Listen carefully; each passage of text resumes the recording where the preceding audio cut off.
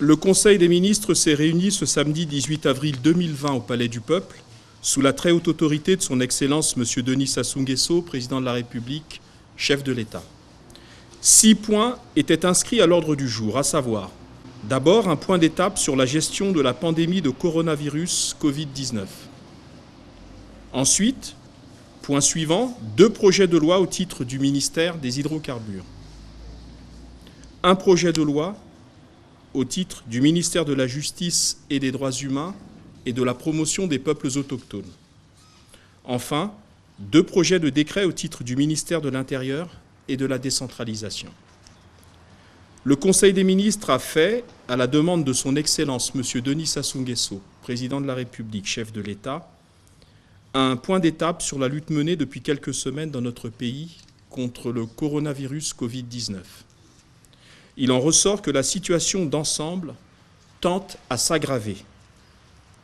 Malgré la mesure de confinement adoptée, le Conseil des ministres relève le fait que la pandémie s'installe dans notre pays.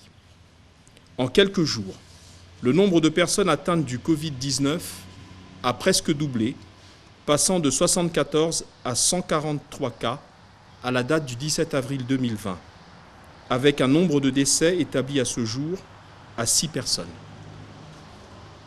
Cette situation explique la transmission, dans les toutes prochaines heures, au Parlement, convoqué en session extraordinaire, du projet de loi demandant aux 2 chambres l'autorisation de la prorogation de l'état d'urgence sanitaire en République du Congo.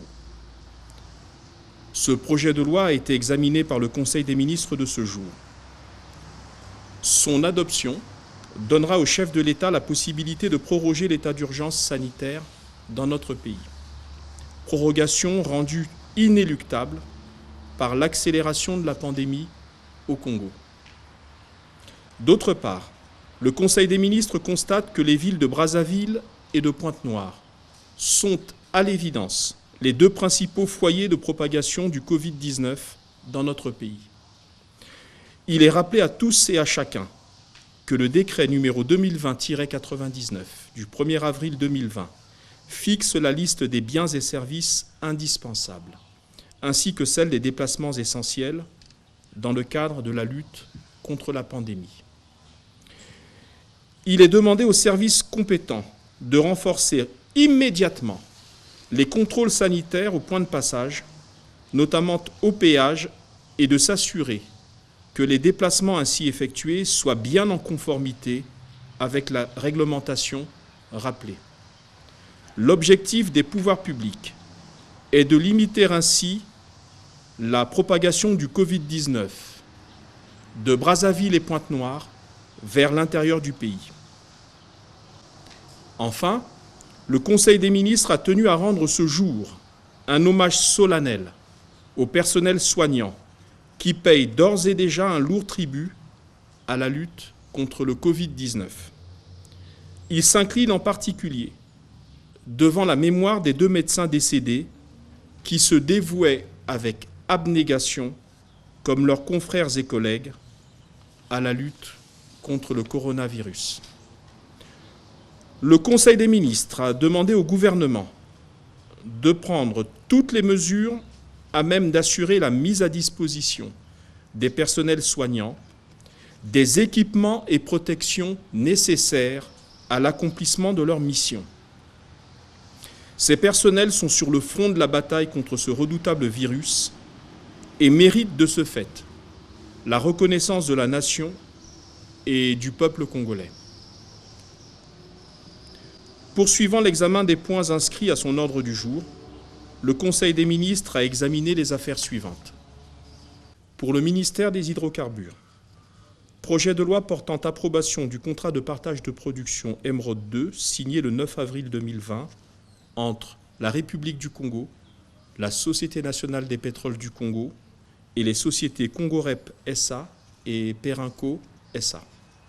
Invité par le Président de la République à prendre la parole, M. Jean-Marc Tister-Tchikaya, ministre des Hydrocarbures, a précisé aux membres du Conseil des ministres que les sociétés susmentionnées et la République du Congo ont signé un contrat de partage de production Emeraude 2 le 9 avril 2020 et ce, consécutivement au permis d'exploitation d'hydrocarbures liquides et gazeux attribué par le décret numéro 2019-353 du 30 novembre 2019. La durée du permis est fixée à 20 ans, avec un seul renouvellement possible de 5 ans.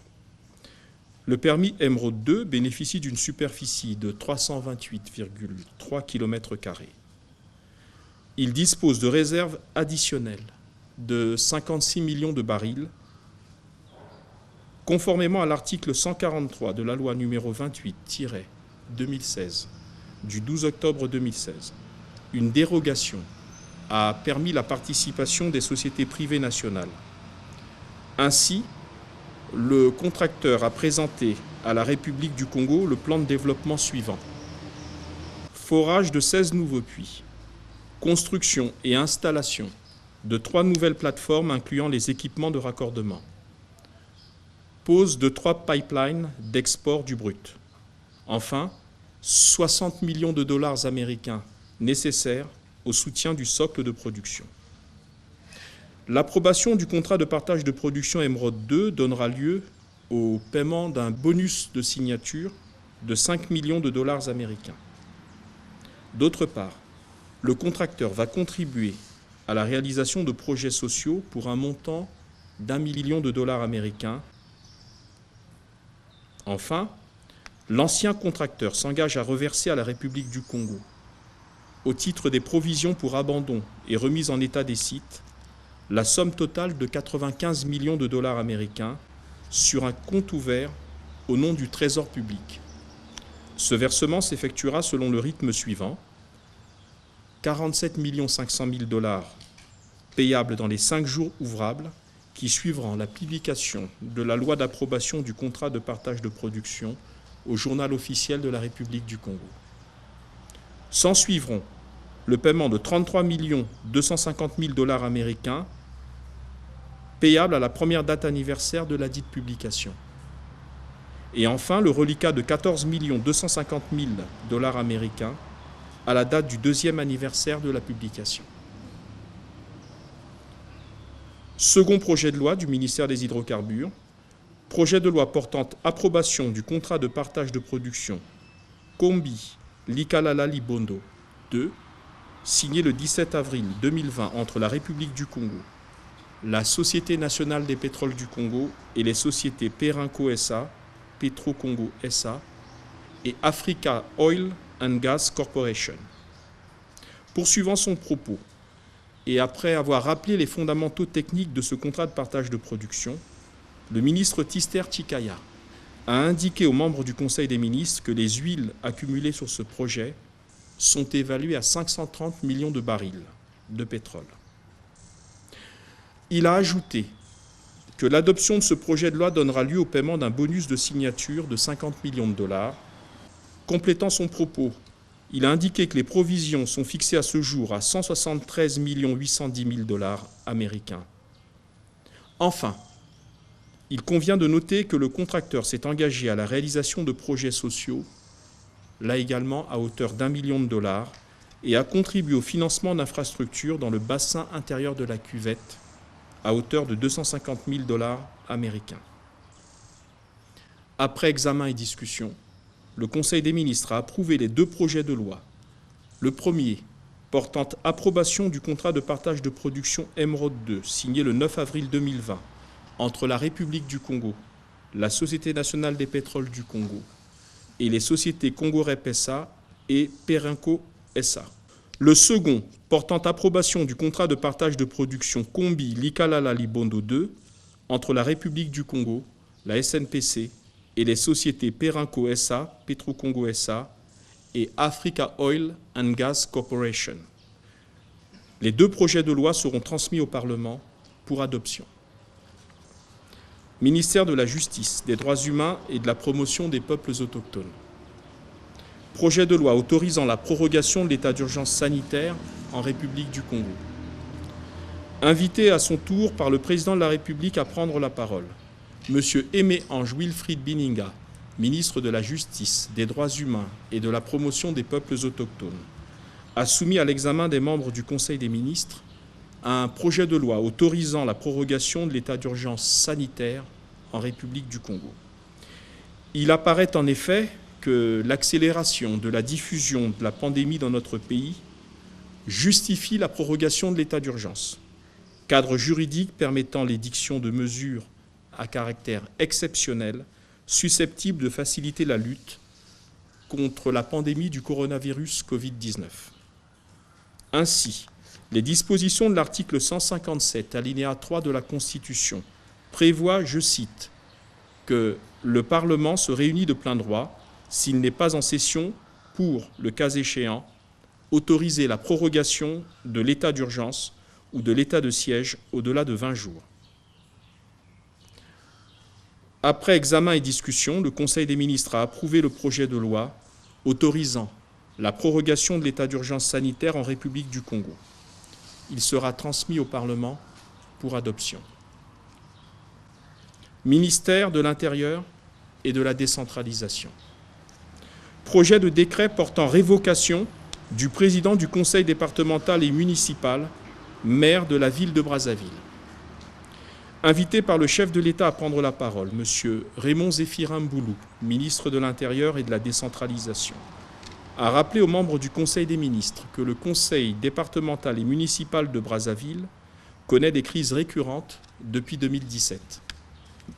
La dernière en date, qui remonte à janvier 2020, trouve son origine dans la gestion administrative et financière du maire.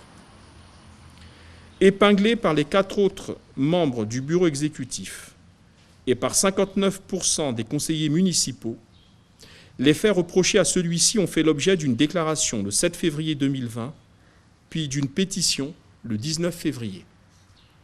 Ces faits ont été confirmés par un rapport du préfet de Brazzaville, établi dans l'exercice de ses compétences de contrôle de légalité sur les actes du conseil municipal adoptés en décembre 2019.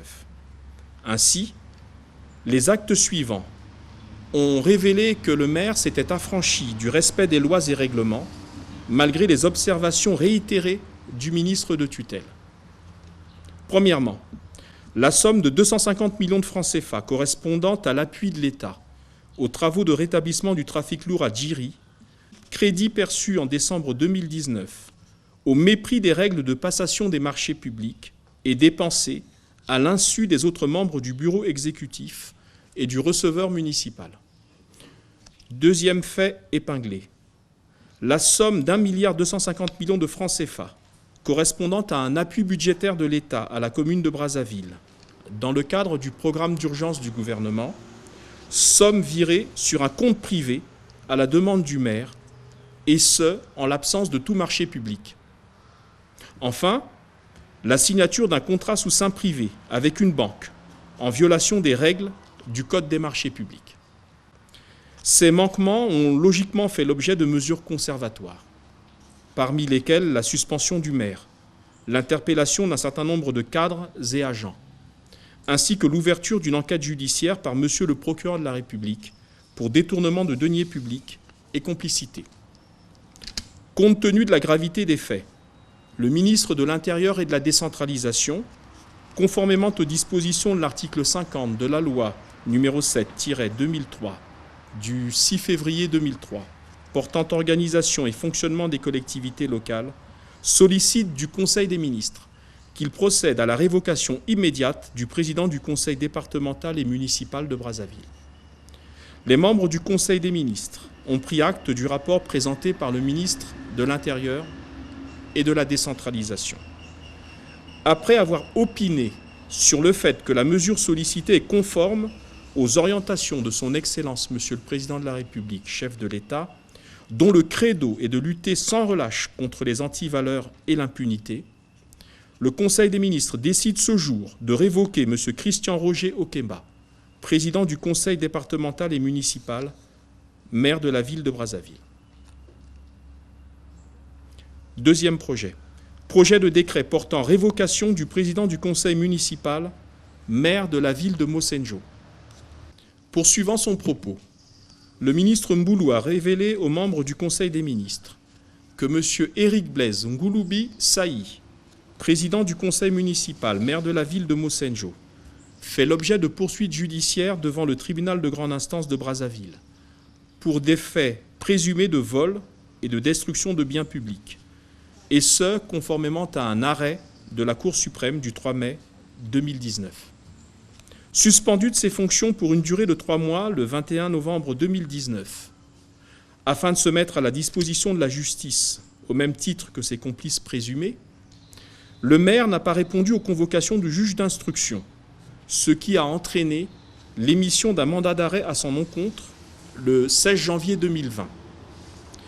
Il apparaît qu'il séjourne depuis lors hors du territoire national. Le conseil municipal de Mossenjo était par ailleurs miné par des dissensions fortes qui empêchaient son fonctionnement régulier, et ce, avant même la suspension de son président. Ainsi, par lettre adressée au préfet du département du Niari, le 19 mars 2019, 66% des conseillers municipaux avaient demandé à l'État l'application des articles 50, 64 et 65 de la loi numéro 7-2003 du 6 février 2003 précitée. Après cette relation complète des faits, le Conseil des ministres a donc décidé la révocation de M. Éric Blaise Ngouloubissaï, président du conseil municipal, maire de la ville de Mossenjo, pour les motifs suivants. Premièrement, avoir empêché le fonctionnement normal et régulier du conseil. Deuxièmement, avoir mis en péril les intérêts de la collectivité locale. Plus rien n'étant à l'ordre du jour, le président de la République a alors levé la séance. Commencée à 11h, la réunion du Conseil des ministres a pris fin à 11h45.